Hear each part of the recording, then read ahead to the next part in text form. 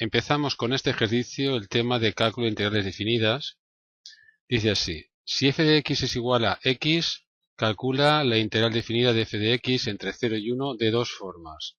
Apartado A, representando la función y utilizando fórmulas de geometría elemental, y apartado B, mediante el límite de la suma de las áreas de rectángulos.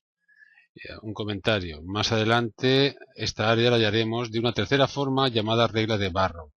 Dada una función f de x continua y positiva en el intervalo cerrado a b, se define la integral definida de esta función en el intervalo a b como el área que estoy sombreando ahora en verde entre la curva y el eje de abscisas. Esta zona que estoy ahora sombreando en verde se denota así: integral entre a y b de la función f de x.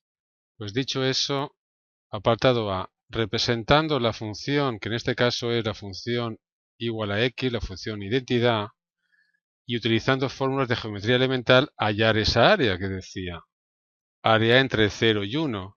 La función es muy sencilla, la función identidad, la bisectriz del primer cuadrante, pasa por el 0, 0, por el 1, 1, es esta recta, ¿verdad? Igual a x. Me están pidiendo el área que hay bajo la curva roja y el eje de abscisas en el intervalo 0, 1. Por tanto, esta área que estoy sombreando en verde se denota así: integral entre 0 y 1 de x diferencial de x. Pero claro, es el área del triángulo verde. El área del triángulo es base por altura partido de 2. La base es 1, la altura también es 1. Por tanto, tengo 1 por 1 partido de 2. El área pedida es 1/2 de unidad de área.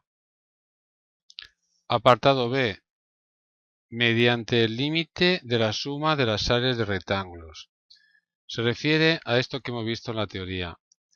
Vamos a definir una sucesión de particiones tales que la distancia entre cada dos puntos consecutivos tiende a 0 cuando n tiende a infinito. Me explico.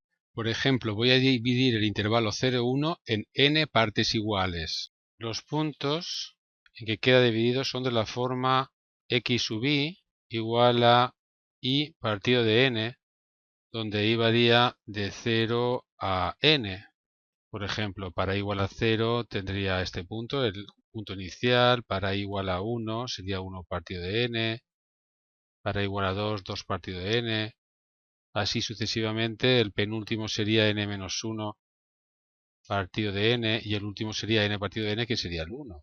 Observa que la distancia entre cada dos puntos es 1 partido de n, que cuando n tiende a infinito, la distancia entonces de estos dos puntos tiende a 0.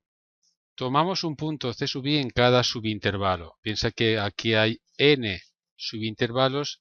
Vamos a elegir como c sub i al extremo de la izquierda, es decir, sería el i menos 1 partido de n.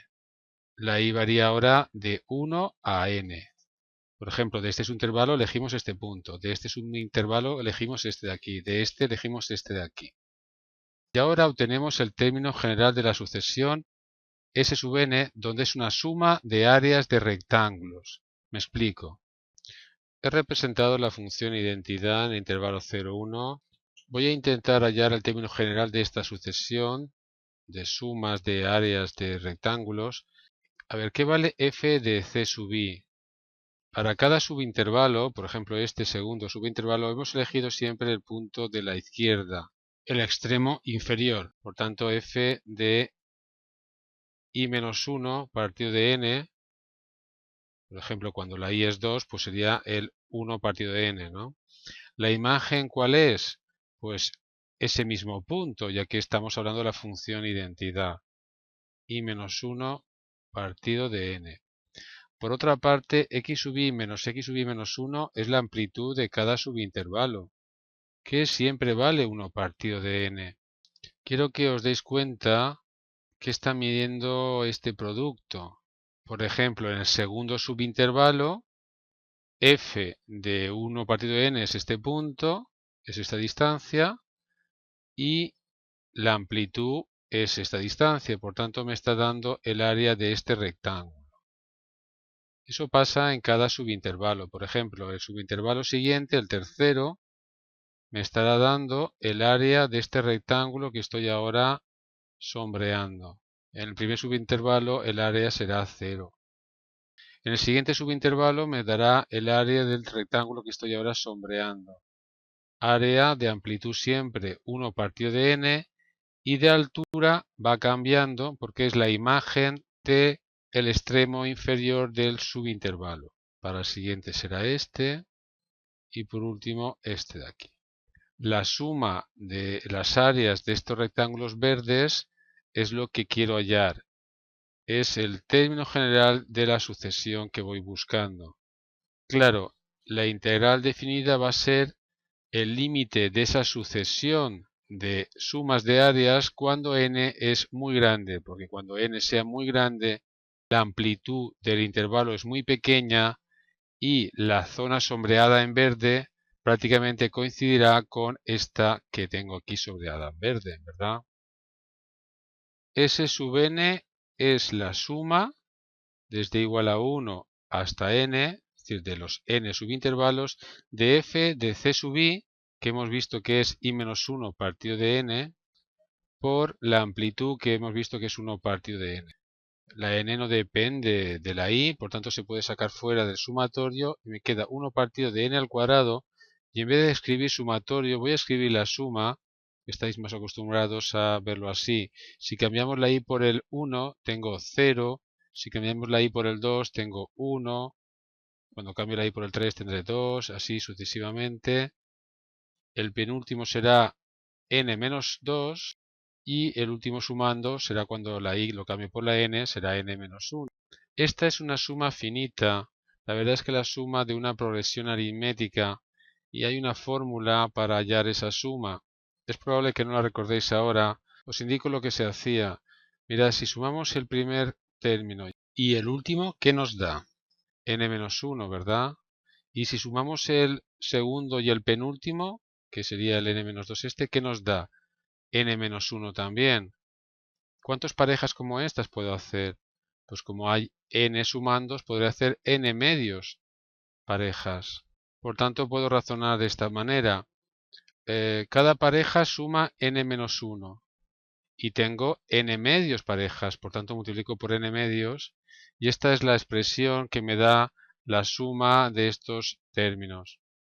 Al final la sucesión queda así: n al cuadrado menos n partido de 2n al cuadrado.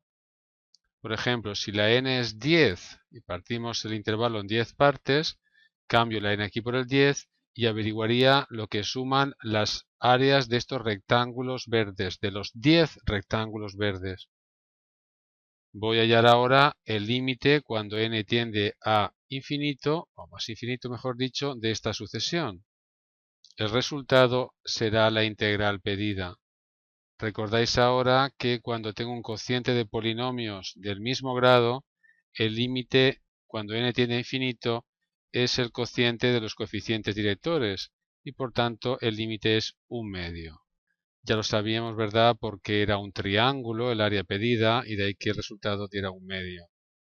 Pero quería hacerlo de esta forma para que vierais la definición de integral definida, ya que normalmente la curva no se comporta como esta, como una recta, y por tanto el área pedida será mucho más difícil de calcular. En este ejercicio solamente se pretende que veáis cómo se puede hallar la integral definida como límite de sumas de áreas de rectángulos que están por debajo de la curva. Mirad, más adelante hallaremos esta área de otra forma. Se llama regla de Barrow y utilizaré las integrales indefinidas que hemos estudiado en el tema anterior. El ejercicio está resuelto.